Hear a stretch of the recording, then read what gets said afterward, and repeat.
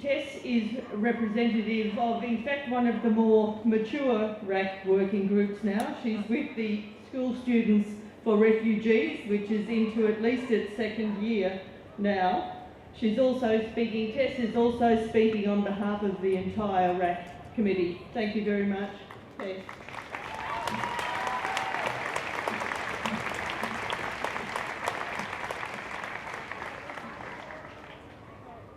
Friends, the venom, the campaign of misinformation, the lies and the irrational fears deliberately stoked and directed against them have meant that there is no greater scapegoat in Australian politics than the asylum seeker.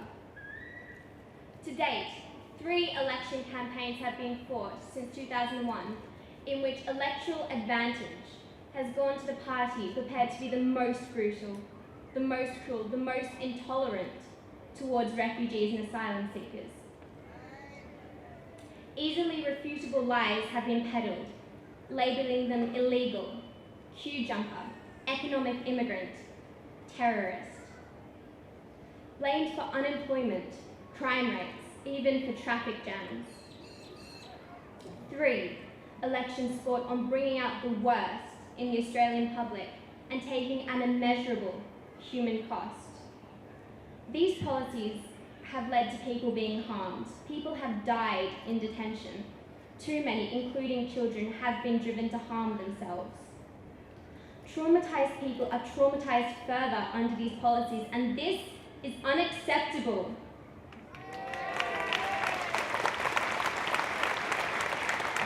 We are taught to be proud of our country. In this year, the centenary of Gallipoli, to be proud of the Anzacs and the values that they embodied, to see something special and unique inherent within us. Unfortunately, we are unique in other ways. We are unique in being the only country in the world to subject people seeking our protection to such cruel and degrading treatment. Unique in being the only country to outsource this cruel policy to countries far poorer than ourselves.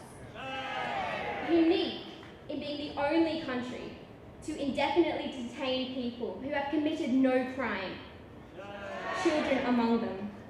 Unique out of those who have signed the Refugee Convention, surely now the most ignored document in Australia, enforcing people back to the places from where they fled, a policy that we now know has led to people being tortured and people being killed. We are unique in that since 2013, we deny people refuge in Australia, whatever the justice of their claim, purely because they came by boat.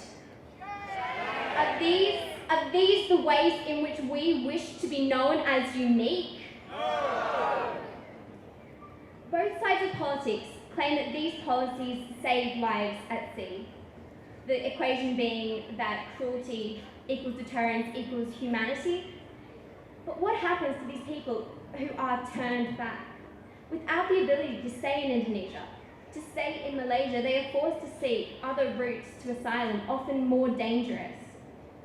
This policy has not stopped people fleeing persecution. It has not stopped the deaths at seas. It has merely stopped people dying near us. But there is an alternative. We at Canberra RAC are not arguing for our borders to be thrown open for anyone who wants to come. We are arguing for a much more generous approach in the numbers of refugees we accept.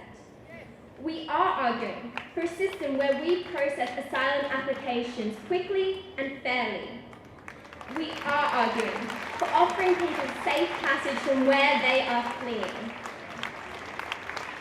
And none of these suggestions are particularly new. It's exactly what we used to do during the acceptance of much larger numbers of Indo-Chinese refugees during the 1970s and early 80s. Now, I know that many people here probably marched against Malcolm Fraser during his prime ministership, my parents and grandmother among them. But one thing that all the eulogies have said is that his policy towards asylum seekers, although it wasn't perfect, it was humane, it was generous, and it was fair. And whatever the criticisms many people may have of Malcolm Fraser, He gave desperate people a safe option. He gave them a future, and we, as a nation, are all the better for it. I wonder, will any of our leaders today, whether they are in their retirement or their dotage or whichever comes first, be able to look back and say of Manus, and say of Nauru, of detention or of the children they imprisoned there, that they behaved honourably, that they behaved humanely? No, they will not. They will look back with nothing but shame.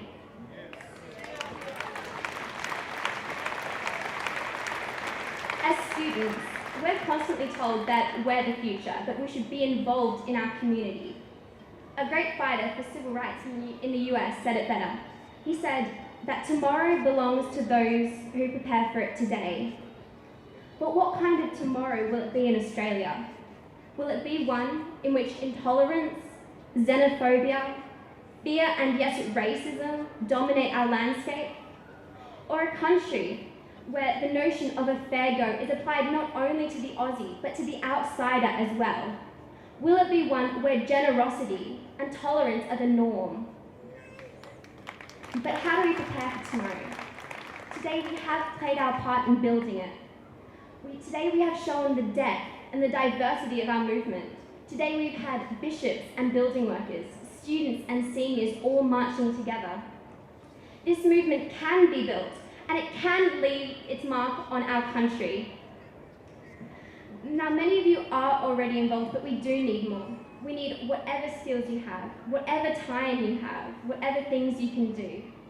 And through this, we can bring a day when the government will no longer be able to hide the brutality of this policy beneath the cloak of a so-called military operation. When justifying exporting our humanitarian responsibilities will not be an option.